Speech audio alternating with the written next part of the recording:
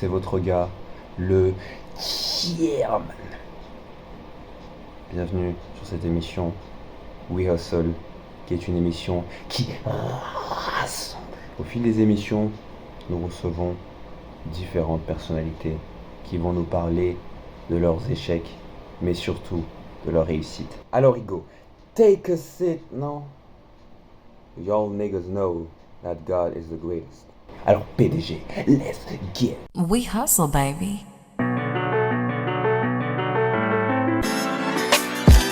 Le chairman. We hustle, baby. Le chairman. We hustle, baby. Aujourd'hui, j'ai l'honneur d'accueillir mon homeboy, agriculteur, jardinier à ses heures perdues, homme de cœur, philanthrope, humoriste, réalisateur, acteur, journaliste, activiste, militant, chef de projet, assistant, réalisateur, mécanicien, vendeur, caissier, président directeur général. Alors, je suis pas sûr de faire autant d'activités. Tu peux dire polyvalent, hein, ça va aller plus vite. Enseignant, élève, proviseur, opticien, C'est bon? Bah, merci. écrivain, Ah non, c'est pas bon en fait. mannequin, présentateur météo, youtubeur, assistant producteur, astronaute, C'est long. agent immobilier, Non, toujours pas.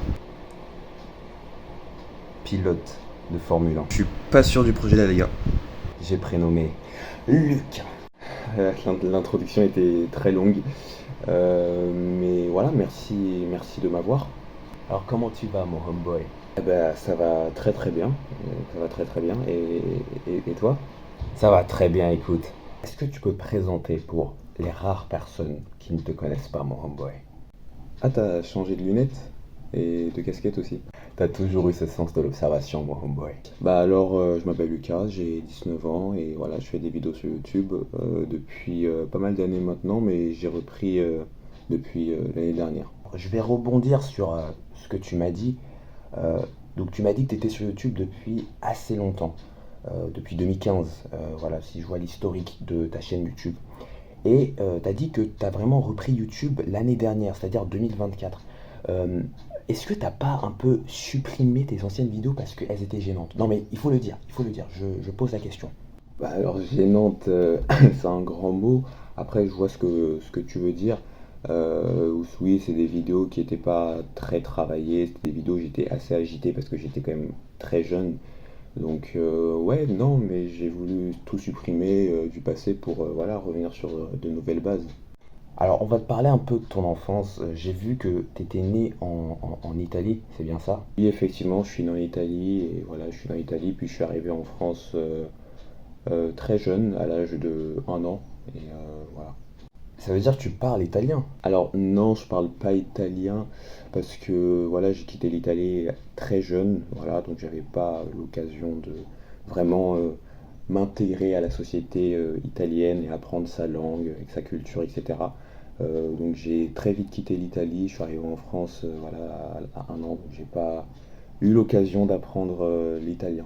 Raconte-moi un peu ta vie du moment que tu es arrivé en France. Donc oui, je suis arrivé à Orléans, je me suis installé voilà, à Orléans, voilà, j'ai grandi dans un quartier. Du coup, je suis arrivé à Orléans, voilà, école maternelle, publique, voilà, j'ai fait ma scolarité, mes premiers pas dans la scolarité, je les ai fait à Orléans. D'ailleurs, on va justement parler de ta scolarité. T'étais un élève comment, toi, en cours? Alors moi, en cours, j'étais un élève plutôt discret, voilà, j'étais très discret, très timide, voilà, j'étais dans mon coin, quoi. Très bien, très bien. On va parler de la fois où tu t'étais pissé dessus en maternelle.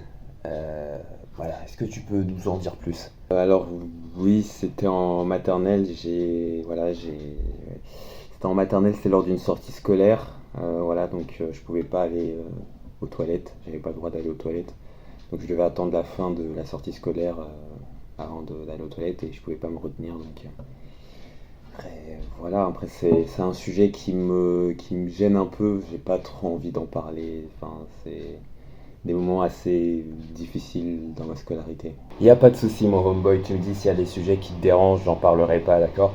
Euh, Parlons aussi d'un d'un moment de ta scolarité.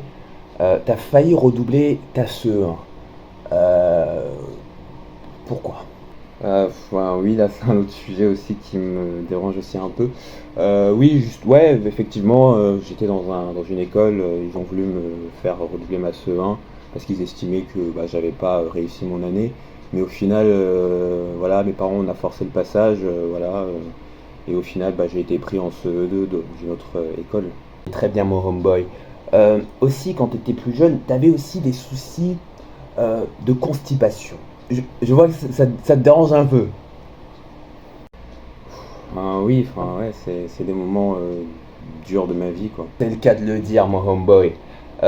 Donc aussi, un autre point, c'est que euh, après le collège, tu as eu une scolarité assez difficile. À partir de tes années lycée ont été assez compliquées.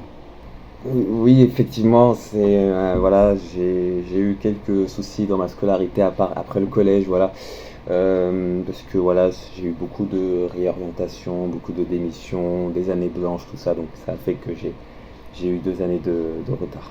Et voilà, merci beaucoup d'avoir répondu à cette invitation. Merci beaucoup, mon homeboy. Bah, merci de m'avoir invité, merci, c'est un grand honneur, j'ai toujours rêvé d'être interviewé par vous, par le chairman, quoi. C'est le chairman Eke 500. Donc j'étais avec mon homeboy Lucas. Voilà. Merci d'avoir suivi cette vidéo. Peace!